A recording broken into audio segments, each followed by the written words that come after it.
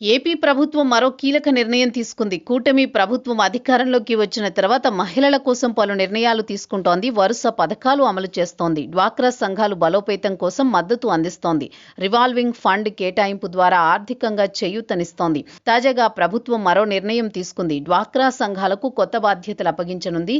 ఆదాయం సైతం పెరగనుంది. ఏపీ ప్రభుత్వం డ్వాక్రా సంఘాలకు కీలక బాధ్యతలు అప్పగించనుంది. ఏపీలోని ప్రభుత్వ స్కూళ్లలో మధ్యాహ్న భోజన పథకం అమల్లో ఉంది. ఈ పథకాన్ని మరింత మెరుగ్గా అమలు చేయాలని ప్రభుత్వం తాజా నిర్ణయం తీసుకుంది. అందులో భాగంగా స్మార్ట్ కిచెన్ల బాధ్యతలను మహిళా సంఘాలకు అందించనుంది. ఇప్పటికే రాష్ట్రంలో కడప, జమ్మలమడుగు వంటి ప్రాంతాల్లో స్మార్ట్ కిచెన్లు మహిళా సంఘాలకు అందించడంతో సక్సెస్ అయ్యింది. దీంతో త్వరలో 33 స్మార్ట్ కిచెన్ల బాధ్యతలు కూడా వారికి ఇచ్చేందుకు సిద్ధమవుతున్నారు. వంట వండడమే కాకుండా ప్యాకింగ్ సమయానికి భోజనం పంపించడం, వ్యర్థాల నిర్వహణ వంటి బాధ్యతలు మహిళలకు అప్పగించనున్నారు. అదేవిధంగా ఇక నుంచి రాష్ట్రంలో మహిళా సంఘాల ఆధ్వర్యంలో నేచురల్ ఫార్మింగ్ కూరగాయలు పండిస్తున్నారు. వీటిని మధ్యాహ్న భోజన పథకానికి పండించిన కూరగాయలను పథకంలో సరఫరా చేయడం వల్ల వారికి ఆదాయం లభిస్తుంది. అలాగే సేంద్రియ వ్యవసాయంపై మహిళా సంఘాలకు శిక్షణ ఇచ్చేందుకు నిర్ణయించారు. ఇందుకు మండల సమాఖ్యలు సహాయం చేయనున్నాయి. ఆర్గానిక్ కూరగాయలు మధ్యాహ్న భోజన పథకంలో ఉపయోగించడం వల్ల పిల్లలకు పోషక విలువలు కూడా పెరగనున్నాయి. అంతేకాకుండా మహిళలకు ఉపాధితో పాటు ఆదాయం సమకూరనుంది.